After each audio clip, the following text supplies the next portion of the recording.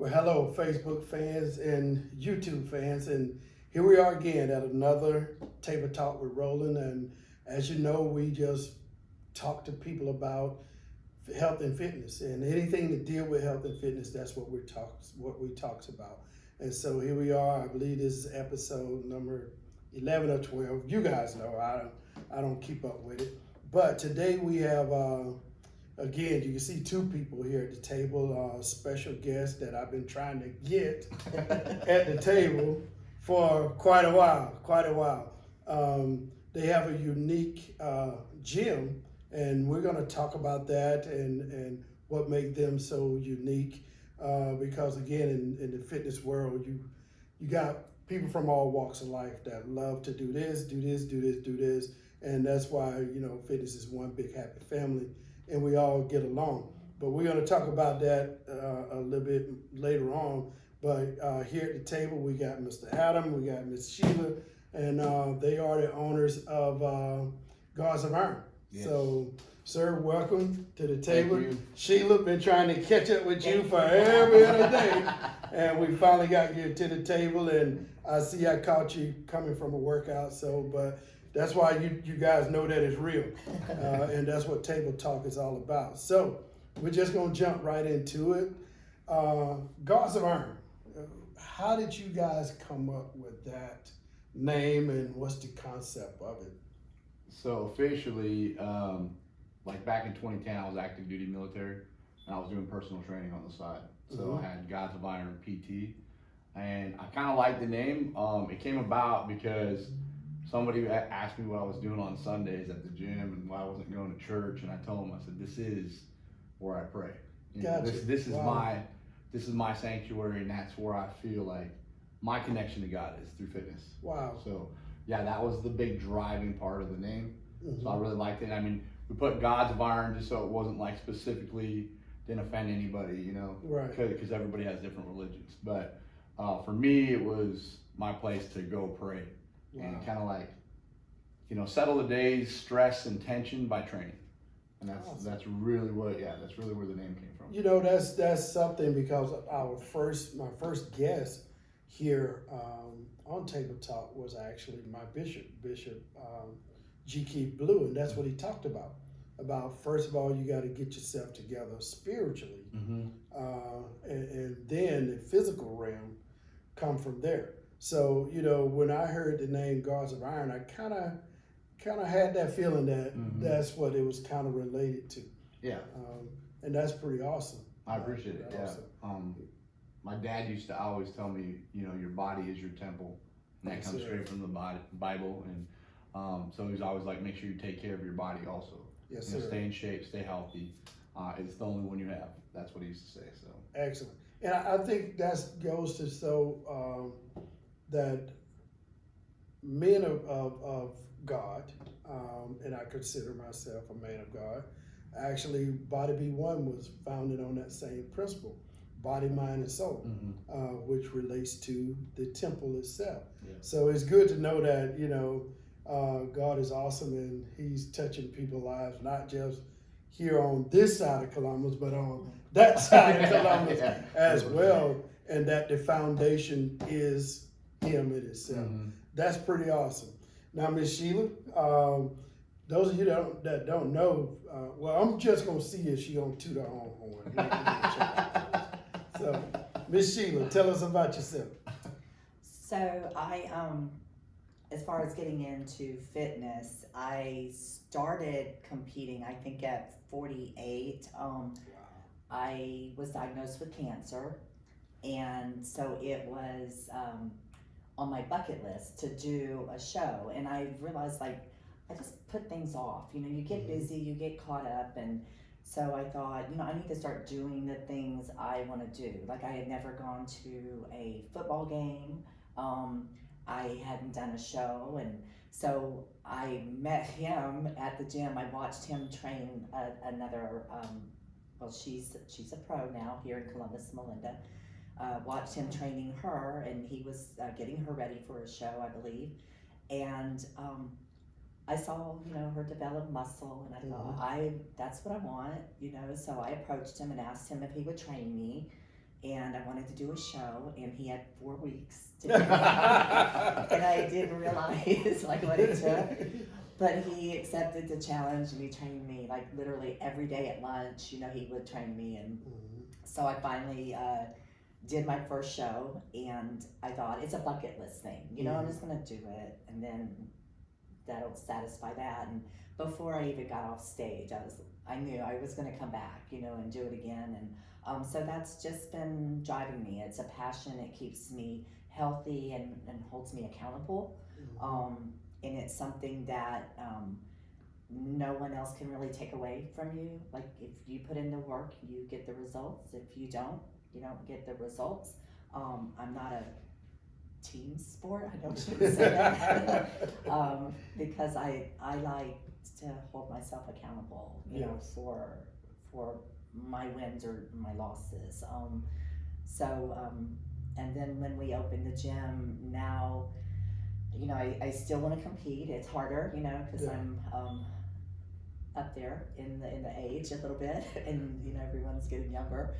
So now my passion is to watch other people succeed, you know, and accomplish their goals. Right, and that's something, you know, people think that everybody has that goal of turning pro, and like I tell people, careful what you ask for sometimes, because that's a whole different ball game. I remember when I turned pro, all the way up through to that point, you know, I was happy, ready to go. Where you turn pro and you're like, okay, what do I do now? You know, it's kind of like a lost for a minute, because those people that you made friends with along the way during the amateur stage, they're still your friends, and some of them are still in my phone. But when you get to the pro level, I don't have many pros in my phone.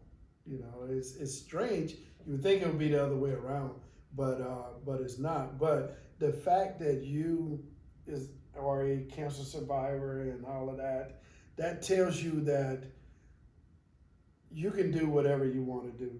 People, if you put your mind to it, you really, really can. I had a young lady that she had a kidney transplant, and she was on here testifying to them as to how important it is. We was talking about the temple, about taking care of the temple, and here you are, another, you know, ailment that you conquered, you know, that people are conquering every single day, and you just having fun living life. But you also out on Fort Benning. Tell me, what do you do out there? So I've been at Fort Benning now for 35 years. Wow. I work at the JAG office, and so all right, don't be getting in trouble. because that's who comes to see me. I'm the hearing officer out Gotcha. here. So if anyone's in trouble, that's usually who comes to see me. But it's also very challenging. I love that, but I'm ready to retire, you know, and just kind of enjoy the gym and work beside him. I don't know how that's going to play out, but with the COVID now, you know, with everything. Yes. So I think that we're doing a lot of remote working from home, and Gotcha. so I might be at the gym during the day with him. I don't. Which is good. I mean, I honestly think she needs to transition away from Fort Benning and start doing the gym more. Got you. Speaking of the gym, you know, the what type of environment basically that you guys basically have over there? I'll tell you, a lot of people have this misconception that it's just a lot of huge meatheads throwing stuff around and grunting, and we have grandmothers, we have preachers, we have high school kids, we have families that sign up together. So we don't have like one certain dynamic or group. We encourage hard training. So we do get a lot of you know, visiting pros or the people that want to compete. But we also get people that walked in for the first time. We all started at the beginning at some point. you know, and you may be where you are in your journey now and me and mine, but we haven't lost sight that we started at day one. Right. And so we just want everyone to come in and know that we started where you started. Don't be intimidated. Don't be fearful. Work hard. And then, you know, in a year, 2 years, you're going to be encouraging someone else, you know, that's just starting. So Exactly.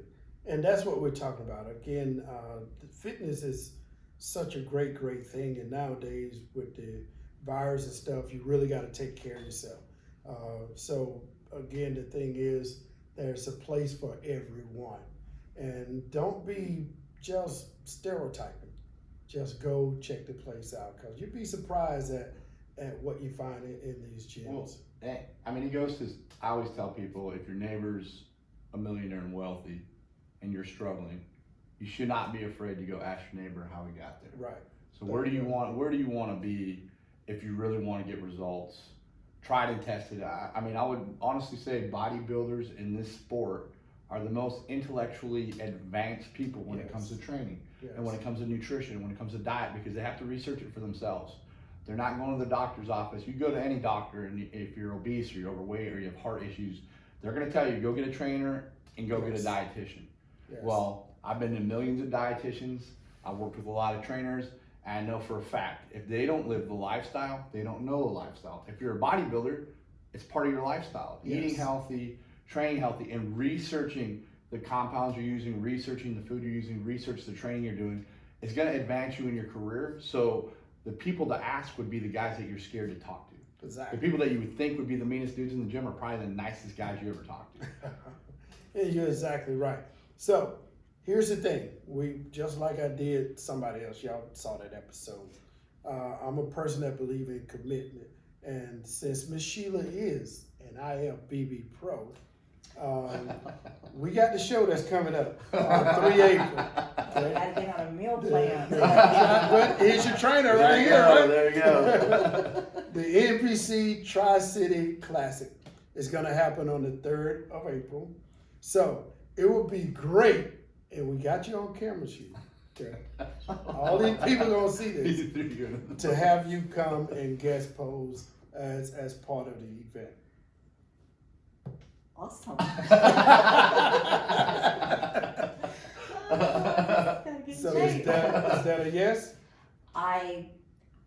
Yep, there it is. See, you shook on you it. see it? See Yeah, it? she shook All on right. I don't say I'll do something if I don't do it. Good. Y'all might want to avert your eyes. So there we have it, a commitment for the NPC Body B1 Classic.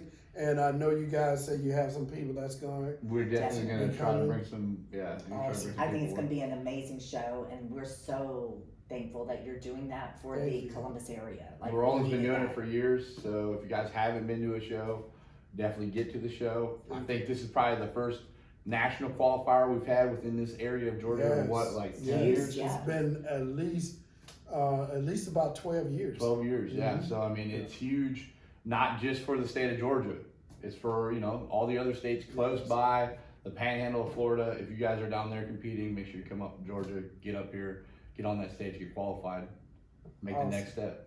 Awesome. Well, Alan, Sheila, we're glad to have you come to the Table Talk. And again, Table Talk, that's what we do. We just sit here and have a conversation. And it's amazing as to what you find out just sitting here talking at the table. So stay tuned for the next episode of Table Talk with Roland, but put it on your calendar. 3 April, right here at the Convention and Trade Center. We're gonna have, she's gonna come out and she's gonna take us for a ride. Watch out. Until next time, we'll see you soon.